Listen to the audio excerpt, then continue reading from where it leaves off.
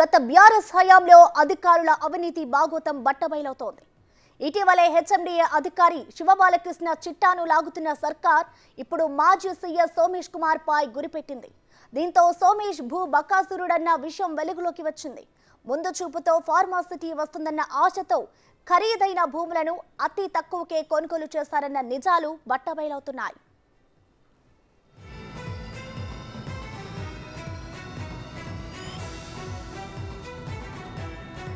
కేసీఆర్ హయాంలో పనిచేసిన అధికారుల అవినీతి చిట్టాను బయటపెట్టే పనిలో భాగంగా మాజీ సీఎస్ సోమేష్ కుమార్ ఆస్తులపై ఆరా తీస్తున్నారు అధికారులు. ఈ క్రమంలో రంగారెడ్డి జిల్లా యాచారంలో సోమేష్ కుమార్ భూమి కొనుగోలు వ్యవహారంలో ఆసక్తికర విషయాలు వెలుగులోకి వస్తున్నాయి. కోట్లలో ఖరీదు చేసే ల్యాండ్స్ ను అధికారం అడ్డం పెట్టుకుని కేవలం ఒక్కో ఎకరం 2 లక్షలకు మాత్రమే కొన్నాడన్న విషయం విచారణలో వెల్లడైంది. పైగా ఫార్మాసిటీ వస్తుందన్న విషయం తెలుసుకుని 2018లో కొత్తపల్లిలో 25 ఎకరాల భూమిని నలుగురు దగ్గర నుంచి కొనుగోలు చేసినట్టు తెలుస్తోంది. ఈ భూమిని తన భార్య డాగ్యాన్ ముంద్రా పేరిట కొన్నట్లు వెల్లడైంది.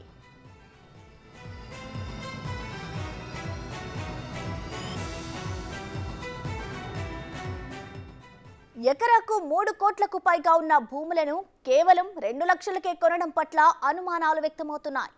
క్విడ్ ప్రోకో జరిగినట్లు ఏసీబీ అనుమానం వ్యక్తం చేస్తుంది. సోమేష్ కుమార్ 2016 నుంచి 2020 జనవరి వరకు గత ప్రభుత్వ హయాంలో రెవెన్యూ వ్యవహారాల చీఫ్ సెక్రటరీగా పనిచేశారు. అదే సమయంలో అతి తక్కువకు కొనుగోలు చేసినట్లు తెలుస్తోంది. అలాగే ఒక్క తెలంగాణలోనే కాదు, బీహార్లోనూ సోమేష్ కు భారీగా ఆస్తులున్నాయన్న విషయం తెలుస్తోంది. దీంతో ఈ ఆస్తులపై ఆరా తీస్తోంది ఏసీబీ. మరోవైపు వారం రోజుల తేడాతోనే అతనితో సన్నిహితంగా ఉన్న రియల్ ఎస్టేట్ వ్యాపారి 123 ఎకరాల భూమిని కొనుగోలు చేసినట్టుగా కూడా సమాచారం. ఇదిలా ఉంటే సోమేష్ కుమార్ ఆస్తులపై విచారణ జరపాలని, భూమిని కొన్న సమయంలో వైట్ మనీ ఇచ్చారా, బ్లాక్ మనీ ఇచ్చారా అన్న దానిపై ఆరా తీయాలని డిమాండ్ చేస్తున్నారు సోషలిస్ట్ నరసింహారెడ్డి. అలాగే రియల్ వ్యాపారి కొన్న 123 ఎకరాల భూమి సోమేష్ బినామీయా అన్న దానిపై కూడా దర్యాప్తు చేయాలని కోరారు. సుమారు 20 లక్షల నుంచి 25 లక్షల రూపాయల రేట్ అక్కడ ఉంది. అంటే మిగతా 18 నుంచి 20 లక్షల రూపాయలు ఏ రకంగా అతను తనకు అమ్మినటువంటి వ్యక్తులకి వైట్ ఇచ్చిండా, బ్లాక్ ఇచ్చిండా అనేది ఒక సమస్యగా ఉన్నటువంటి పరిస్థితి. మరి ఒకవేళ బ్లాక్ ఇస్తే దానికి సంబంధించిన వివరాలు లేవు ఒకటి. రెండోది, చీఫ్ సెక్రటరీ స్థాయిలో ఉన్నటువంటి వ్యక్తి అంత పెద్ద మొత్తంలో బ్లాక్ ఇవ్వడానికి సాధ్యమయ్యేటువంటి విషయం కాదు. ఇది అవినీతి సొమ్ము ఉంటే తప్ప ఇట్లాంటి ప్రాపర్టీస్ కొనడం అనేది సాధ్యం కాదు. ఎందుకంటే ఒక 25 ఎకరాల భూమికి సుమారు 4-5 కోట్ల రూపాయలు పెట్టి కొనగలిగేటువంటి, బ్లాక్ పెట్టి కొనగలిగేటువంటి పరిస్థితిలో చీఫ్ సెక్రటరీగా ఉన్నటువంటి వ్యక్తి ఉండేదానికి అవకాశం లేదు. కాబట్టి ఇంత పెద్ద మొత్తంలో బ్లాక్ ఇచ్చి ఆ రకంగా ఏ రకంగా భూమి కొన్నారనేది విచారణ జరిగితే దీంట్లో అసలు విషయాలన్నిటి బయటకు వస్తాయి. మరొక విషయం, చీఫ్ సెక్రటరీ సోమేష్ కుమార్ కొన్న సందర్భంలోనే అతనికి సన్నిహితంగా ఉన్నటువంటి కుటుంబానికి సంబంధించిన వ్యక్తులు కూడా ఒక 123 ఎకరాలు ఆ ప్రాంతంలోనే కొన్నారు, ఆ సర్వే నెంబర్లకు పక్క సర్వే నెంబర్లో. మరి ఇది ఎలా సాధ్యమైంది అంటే సుమారు 150 ఎకరాలు చీఫ్ సెక్రటరీ కుటుంబం, మరొక కుటుంబం, అతనిది ఆ కుటుంబాన్ని బినామీ కుటుంబం అనవచ్చా, లేకపోతే ఇతను చెప్తే కొనడా, ఏ రకంగా కొనడా అనేది మనం ఒకసారి పరిశీలించాలి.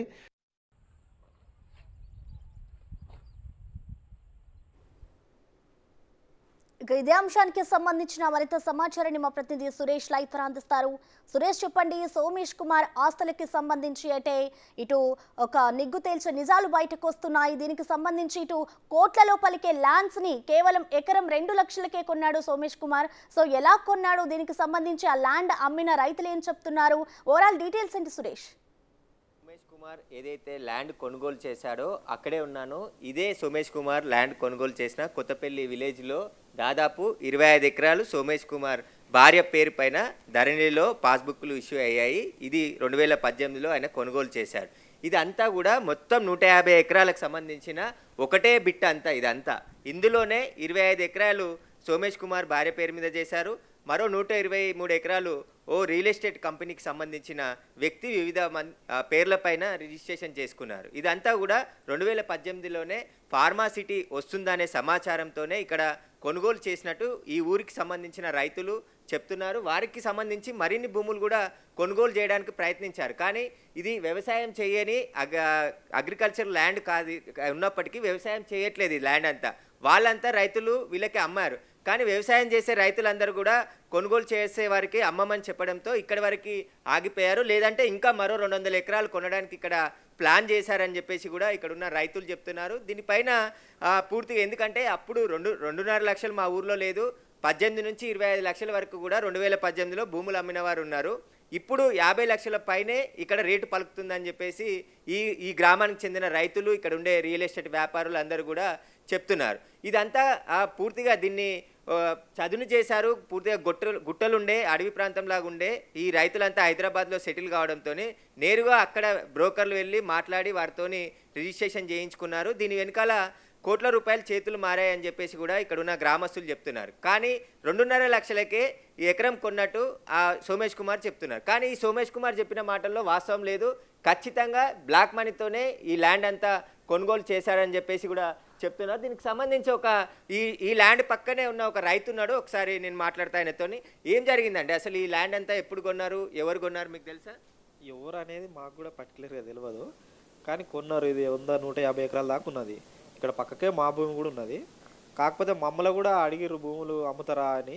మేము ఉంచుకుంటాం కాబట్టి, దున్నుకొని బతుకుతాం కాబట్టి మేము అమ్మమని చెప్పేసినాం. మా ఇక్కడ 308 సర్వే నెంబర్ పక్కకే దీనికి ఆనుకొని ఉంటాయి అన్నట్టు. మేము మాత్రం ఇయ్యలేదు. ఇది ఇట్లనే పడా ఉంచుతున్నారు, ఏమి యూజ్ చేస్తలేరు, అట్లా ఉండిపోయింది భూమి మొత్తం. ఎంత రేట్ ఉంది 2018లో మీ ఊర్లో? ఎంత రేట్ ఉంది ప్రస్తుతం? ఎంత రేట్ ఉంది ఇక్కడ? ఇప్పుడు ప్రస్తుతం 50 లక్షల పైనే ఉంటుంది. 50-60 దాకా ఉంది మా ఊళ్ళో ఇది ఈ ఏరియా మొత్తం. అప్పుడు 2018-19లో 20 నుంచి 25-30 దాకా ఉంటుంది. 20 లక్షలు 30 లక్షలు. ఈ భూమి కొనుగోలు చేసిన వాళ్ళు ఎంత కొన్నామని చెప్పారు మీకు? మాకంటే ఇక వాళ్ళు ఎంతకంటే అప్పుడు సరిగా మాకు కూడా తెలియదు రేట్ ఎంత కొన్నారు అనేది. తక్కువ కొన్నారు అప్పుడు అని తెలుసు. కానీ రేట్లు మాత్రం అప్పుడు అంతా ఉన్నాయి, 20 పైనే ఉంటాయి. ఇప్పుడు ఉన్నది 50 పైనే ఉంది. ఇక వాళ్ళు ఎంత కొన్నది అనేది మనకు కూడా అంత తెలియదు. అంటే ఫార్మాసిటీ వస్తుందని చెప్తున్నారు. పక్కనే మీ ల్యాండ్ సర్వే నెంబర్ పక్కనే ఫార్మాసిటీ ఉంది అంటున్నారు. ఎప్పుడు తెలిసింది ఇదంతా కూడా? ఫార్మాసిటీ వచ్చేది అనేది మొన్న మనకు తర్వాత తెలిసింది. మేడిపల్లి వరకు తీసుకున్నారు ఆల్రెడీ భూములు. ఇప్పుడు కందుకూరు సైడ్ నుంచి మాకు తర్వాత ఫార్మాసిటీ వస్తుందని తెలుసు. ఫస్ట్ అయితే తెలియదు మనకి ఎప్పుడు వస్తుంది అనేది. మా ఊరి దాకా ఇంకా తీసుకోలేము మా భూములు అయితే ఫార్మాసిటీలకు. అంతే. అంటే ఇంత పెద్ద ల్యాండ్, అంటే 150 ఎకరాల ల్యాండ్ కొనుగోలు చేస్తున్నారంటే ఇక్కడ ఏమైనా పరిశ్రమలు పెడతామన్నా, లేదంటే ఏం చెప్పారు అసలు? ఇంకా ఇది కాకుండా చాలా మంది రైతులని భూములు కావాలని అడిగిరంటున్నారు. ఇప్పుడు ఫుడ్ ప్రాసెస్ పడుతుందని కూడా సర్వే చేసారు. ఇక్కడ వచ్చి ఫుడ్ ప్రాసెస్ పడుతుంది, ఇక్కడ పెద్ద ఎత్తున కంపెనీలు పడతాయని కూడా చెప్పారు. ఆ మధ్యలో ఎప్పుడు పోయిన 2 సంవత్సరాల కింద మళ్ళీ అది ఎందుకో బంద్ అయింది. అది కూడా ఆగిపోయింది. ఎవరు ప్రభుత్వ అధికారులు వచ్చి ఇక్కడ సర్వే చేశారా? ప్రభుత్వ అధికారులు అని కాదు కానీ మొత్తం మీద అది టాక్ వచ్చేసింది. మీడియాలో పేపర్లలో కూడా వచ్చేసింది. ఫుడ్ ప్రాసెస్ కింద తీసుకుంటున్నాం భూములు, ఈ సర్వే నెంబర్లకు వచ్చి సర్వే చేసిపోయినట్టు తెలిసింది మాకు. అంతవరకే తెలుసు. ఇంకా ఎంతమంది రైతులను అడిగారు ఇక్కడ మీతో పాటు?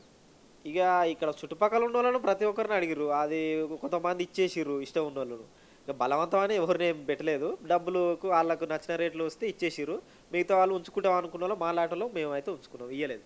అయితే ఖచ్చితంగా చెప్తున్నారు ఇక్కడ 25 లక్షలకు సంబంధించి రేటు 2018లో ఉంది, అదే రేటుతోనే కొన్నారు అని చెప్పేసి చెప్తున్నారు. కానీ ఇక్కడ 2.5 లక్షలు మాత్రమే వైట్గా చూయించి కొన్నట్టు తెలుస్తుంది. మిగతాదంతా కూడా బ్లాక్ మనీ రూపంలో చెల్లించినట్టు తెలుస్తుంది. మొత్తం ఎంత బ్లాక్ మనీ ఇచ్చారు, దానికి సంబంధించిన వ్యవహారాలన్నీ పైన కూడా విచారణ జరపాలంటున్నారు. ఇంకా ఇక్కడ ఒక ఫుడ్ ప్రాసెసింగ్ యూనిట్ పెట్టి మొత్తం ఆ ఏరియాని అంతా కూడా డెవలప్ చేస్తామని చెప్పేసి కూడా ఇక్కడ రైతులకు చెప్పినట్టు రైతులు చెప్తున్నారు. ఇక్కడ నుంచి దాదాపు ఒక 100 ఫీట్ల రోడ్డు వేయడానికి డైరెక్ట్గా హైవేకి, ఈ ల్యాండ్ నుంచి హైవేకి ఇక్కడ నుంచి 3 కిలోమీటర్లు ఉంటుంది. ఆ 3 కిలోమీటర్ల వరకు కూడా రోడ్డు వేయడానికి కూడా ల్యాండ్ కొనుగోలు చేయడానికి రైతుల నుంచి అడిగారు. కానీ రైతులు అమ్మకపోవడంతోనే ఆ రోడ్డు ఆగిపోయింది. ఇప్పుడు గవర్నమెంట్ మళ్ళీ వచ్చి ఉంటే బీఆర్ఎస్కి సంబంధించి ఆ రోడ్డు కూడా వేసేవారని చెప్పేసి కూడా ఇక్కడున్న రైతులు చెప్తున్నారు. ఒక ప్లాన్ ప్రకారమే ముందస్తు చర్యల్లోగా వాళ్ళకి ఫార్మాసిటీ ఇక్కడ వస్తుందని చెప్పేసి మనం చూడొచ్చు. ఇక్కడే ఆ గుట్ట ఏదైతే కనబడుతుందో ఆ గుట్ట అవతలంతా కూడా ఫార్మాసిటీకి సంబంధించిన ల్యాండ్స్ అన్నీ కూడా గత ప్రభుత్వం సేకరించింది. వారి నుంచి కలెక్ట్ చేసి పూర్తిగా స్వాధీనం చేసుకోవడం జరిగింది. అందులో భాగంగానే దాని పక్కనే ఉన్న 150 ఎకరాల భూమిని తీసుకొని ఇక్కడ ఒక ఫుడ్ ప్రాసెసింగ్ యూనిట్ పెట్టి దానికి సంబంధించి ఏర్పాట్లు చేస్తామని చెప్పేసి కూడా ఇక్కడ సర్వే కూడా నిర్వహించారని చెప్తున్నారు. దీనికి సంబంధించి ఈ గ్రామ ఉప సర్పంచ్ ఉండి ఒకసారి మాట్లాడదాం. చెప్పండి, అసలు ఎప్పుడు కొన్నారు, మీకు తెలుసా ఈ ల్యాండ్? ఇప్పటికి 20 సంవత్సరాలు అవుతుంది. ఇక్కడ సోమల్లో అని ఉండే మా ఊరి కోంటోళ్ళు ఆ నుంచి చాకలు రజకలు అందరు కలిసి ఇక్కడ ల్యాండ్ ఉండే వాళ్ళది అమ్మిర్రు. దాని మీద వేణుగోపాల్ ఫస్ట్ కొన్నాడు. అయితే దీనికి సంబంధించి కొంతమంది మధ్యవర్తులు ఉండి ఈ ల్యాండ్లన్నీ కూడా కొనుగోలు చేసినట్టు చెప్తున్నారు వీళ్ళంతా. Thank you Suresh.